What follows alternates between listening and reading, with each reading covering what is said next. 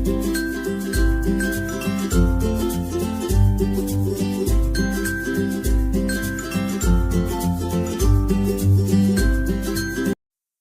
શ્રી કૃષ્ણ મિત્રો, મારા કિચનમાં તમારું સ્વાગત છે।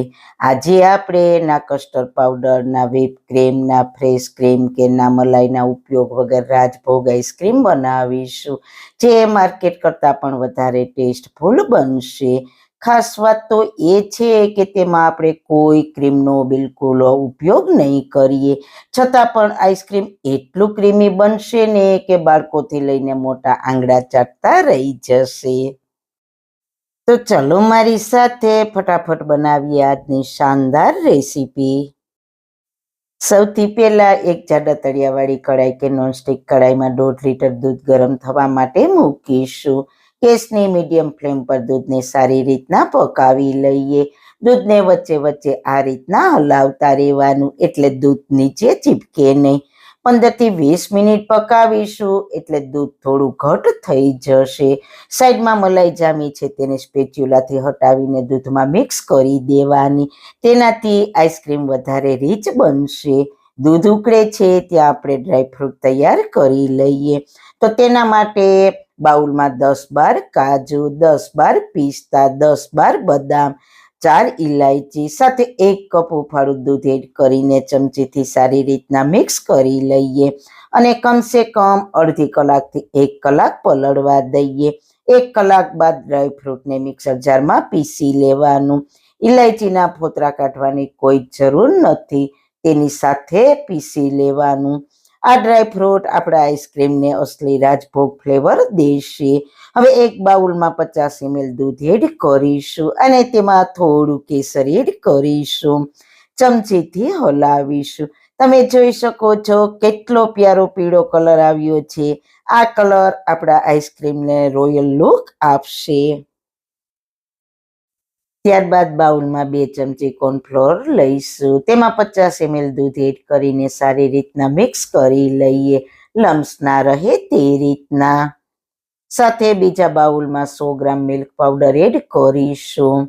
તેમાં 250 ml રૂમ ટેમ્પરેચર પર હોય તેવું દૂધ એડ કરીને સારી રીતના મિક્સ કરી લઈએ।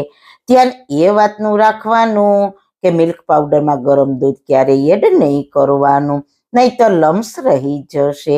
પહેલા ઠંડા દૂધમાં મિલ્ક પાવડર એડ કરીને મિક્સ કરીને પછી જ ગરમ દૂધમાં એડ કરવાનું। ત્યાં આપણું દૂધ પણ સરસ પાકીને ઘટ થઈ ગયું છે।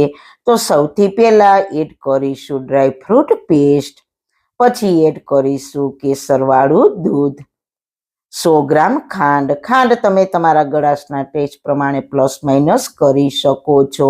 મિલ્ક પાવડર વાળું દૂધ એડ કરીને તરત જ સતત હલાવતા રહીશું। ત્યારબાદ કોર્નફ્લોર વાળું દૂધ એડ કરીને તરત જ મિક્સ કરીશું। જો તરત નહીં હલાવીએ તો કોર્નફ્લોર નીચે ચીપકી જશે। તમે જોઈ શકો છો દૂધનું મિશ્રણ વધારે ઘટ થઈ ગયું છે। શરૂઆતમાં મેં 1.5 લીટર દૂધ લીધું હતું। અડધો લીટર દૂધ ડ્રાયફ્રૂટ, મિલ્ક પાવડર અને કોર્નફ્લોરની પેસ્ટ બનાવવામાં ઉપયોગમાં લીધું હતું, એટલે ટોટલ 2 લીટર દૂધનો ઉપયોગ કર્યો છે। હજુ 15 મિનિટ જેવું પકાવીશું એટલે મિશ્રણ હજુ ઘટ અને ક્રીમી થઈ જશે। 15 મિનિટ પછી ગેસની ફ્લેમ બંધ કરીને મિશ્રણને ઠંડુ થવા દઈએ। ઠંડુ થાય પછી તેને મિક્સર જારમાં એડ કરીને એકવાર પીસી લઈએ, એટલે તેમાં કોઈ મલાઈ કે નાની ગુટલીઓ રહી ગઈ હોય તો સ્મૂથ થઈ જાય, એટલે આપણું આઈસ્ક્રીમ વધારે ક્રીમી તૈયાર થાય। હવે એક એલ્યુમિનિયમનું કન્ટેનર લઈશું, તેમાં પહેલા થોડા ડ્રાયફ્રૂટ સ્પ્રિંકલ કરીશું, પછી આઈસ્ક્રીમનું મિશ્રણ એડ કરીશું, ફરી થોડા ડ્રાયફ્રૂટ એડ કરીશું, ફરી આઈસ્ક્રીમનું મિશ્રણ એડ કરીશું। આ રીતના લેયર બનાવીશું એટલે દરેક બાઈટમાં ડ્રાયફ્રૂટ આવે। ફરી ઉપરથી ડ્રાયફ્રૂટ સ્પ્રિંકલ કરીશું, પછી ઉપરથી ફોઇલ પેપર લગાવીને ઢાંકણ બંધ કરીને 10 થી 12 કલાક ફ્રીઝરમાં જમાવવા માટે છોડી દઈએ। 10 થી 12 કલાક પછી જોઈએ તો બિલકુલ માર્કેટ જેવું જ આપણું આઈસ્ક્રીમ બનીને તૈયાર થયું છે। એકદમ સરસ ક્રીમી ક્રીમી બન્યું છે। કટ કરીને આપણે સર્વિંગ બાઉલમાં સર્વ કરીશું। કેટલું યમી અને રીચ લાગે છે તો જરૂર એકવાર ટ્રાય કરજો. બાળકો ખાશે ને તો ખુશ ખુશ થઈ જશે. તો મિત્રો, તમને મારી આજની શાનદાર રેસીપી કેવી લાગી? જો સારી લાગી હોય તો તમારા ફ્રેન્ડ્સ ફેમિલીમાં શેર કરજો. ને ચેનલ પર નવા છો તો પ્લીઝ પ્લીઝ પ્લીઝ ચેનલને સબસ્ક્રાઇબ કરવાનું બિલકુલ ના ભૂલતા. ફરી મળીશું એક નવી જ રેસીપી સાથે, નવી વાતો સાથે. ત્યાં સુધી બધાને મારા જય શ્રી કૃષ્ણ. વાળના તમામ પ્રકારના પ્રશ્નો સોલ્વ કરતું 42 જડીબુટ્ટીઓથી બનાવેલું ઔષધિ તેલ, જે અમે લોકો જાતે જ ઘરે તૈયાર કરીએ છીએ, કોઈ પણ કેમિકલ્સના ઉપયોગ વગર, બિલકુલ નેચરલ છે. 42 જડીબુટ્ટીઓ ભેગી કરીને લોખંડની કડાઈમાં ઔષધિ તેલ તૈયાર કરવામાં આવે છે. જો તમારે ખરીદવું હોય તો તેના ઓર્ડર અમે લઈએ છીએ. ઓર્ડર કન્ફર્મ કરવા માટે વોટ્સએપ નંબર સ્ક્રીન પર જોઈ શકો છો.